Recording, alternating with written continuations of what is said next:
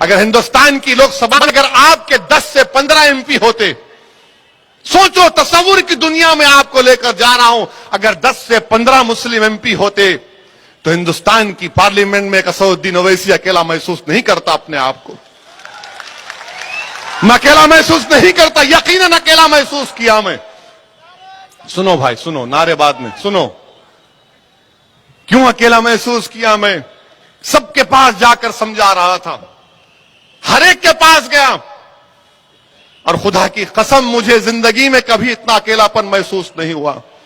मैंने अपने हाथों से अपनी बाप के जिस्म को खबर में उतारा, उस वक्त भी अकेलापन महसूस नहीं हुआ जब मैं अपनी आंखों के सामने देख रहा था कि मेरी शरीयत में मुदाखलत की जा रही। मैं बेबस था, अकेला देख रहा था, ऐसा दिख रहा था कि दोबारा 6 दिसंबर मेरे आंखों के सामने नजर आ रही थी कि किस तरह से तुमने मेरे मस्जिद के ईंटों को निकाला था, उस तरह का एक मंजर पेश हो रहा था कि इसलिए हमको आप दिखाना चाह रहे हैं कि हम जिंदा नहीं रह सकते, कि हम अपनी शरीयत पे चल नहीं सकते, इसलिए हमको आप अकेला करना चाह रहे हैं, पीछा करना चाह रहे हैं। हिंदुस्तान की लोकसभा में जो लोग तमाम सेकुलर पार्टियां, ठीक है, मैं भड़काऊ भाषण देता हूं, मैं सबसे खराब आदमी हूं, हिंदुस्तान के अगर 100 करोड़ आबादी का सबसे बदनसीब आदमी है तो वैसे ठीक है, मगर ये तो बताओ कि 540 के ऐवान में सिर्फ 4% मुस्लिम एमपी क्यों जीत के आते? सोचो भाई, ये आपके लिए कह रहा हूं, मुझे शिकवा गिला आपसे है, उन लोगों से नहीं है मुझे, क्योंकि आपको तय करना है आज। अगर आज आप ये सो जाएंगे कि नहीं नहीं वो है ना, आप क्या करेंगे, मुतबादिल नहीं है हमारे पास, ठीक है, हराओ मोदी को। मैं नहीं कह रहा हूं कि मत हराओ मोदी को, मैं ये नहीं कह रहा हूं आरएसएस को, बीजेपी को मत हराओ, मैं ये भी नहीं कह रहा हूं कि शिवसेना को मत हराओ, मगर क्या तुम महाराष्ट्र की असेंबली में 5-6 दीवानों को कामयाब नहीं कर सकते, जो सिर्फ तुम्हारे नाम पर पागलों की तरह तुम बोलेगा, अरे ऊंट वारिस तो उठ जाएगा, बैठ वारिस तो बैठेगा, भाग इम्तियाज तो भागेगा तुम्हारे नाम पे।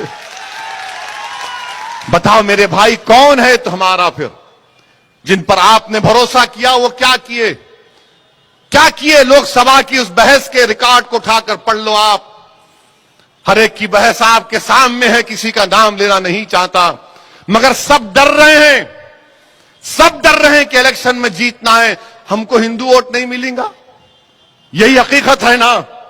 और फिर हमसे आके बोलते, खामोशी में आके बोलेंगे, देखो भाई 19 का इलेक्शन आ रहा, मोदी को हराने का है। हम मोदी को नहीं डाले वोट, ना हम कभी डालेंगे इंशाअल्लाह ताला। आपने डाला मोदी को वोट, आपने कामयाब किया बीजेपी को, शिवसेना को हमने नहीं किया। अरे हम तो बरसों से तुमको ही डालते आ रहे ना, हमारी 1 नस्ल, 2 नस्ल, 3 नस्ल, 4 नस्ल, 5 नस्ल निकल गई, तुमको ही वोट डाल रहे। मगर जब असदुद्दीन ओवैसी खड़ा होता है तो बोलते वोट काटने के लिए आया, वोट काटने के लिए नहीं आया भाई, मैं अल्लाह गवाह है, मैं वोट काटने के लिए नहीं आया। मैं इन लोगों को करीब से जानता हूं, मैं इनको करीब से जानता हूं, जिम्मेदारी के साथ